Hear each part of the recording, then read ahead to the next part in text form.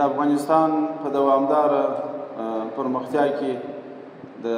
صنعتي انقلاب تر عنوان لاندې ملي کنفرانس دی. دا زموږ ستاسې د ملت د افغانستان یو ضرورت دی چې دې مسئلې ته متوجه شو. مخکې ملګرو پر دې باندې تفصیلي بیانونه وکړله. موږ انشاءالله په سږ کال کې د دغه څېړنو تحقیقاتو په سلسله کې 12 کنفرانسونه په مختلفو موضوعاتو کې چې د اسلامي امارت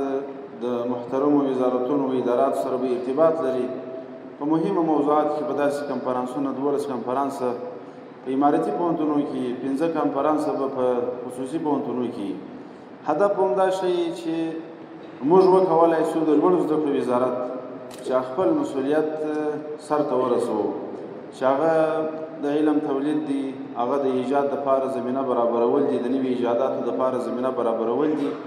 او د نظام ادارو ته سالمه مشوره ورکول دي، تر څو وکولای شي دغه ادارات چې هغه په شوق او په مینه باندې دا اراده لري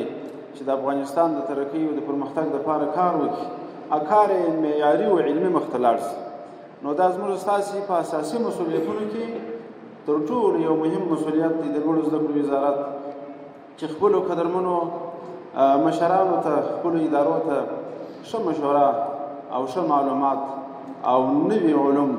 د هغو په تولید کې کوشش وکړو او په د ایجاد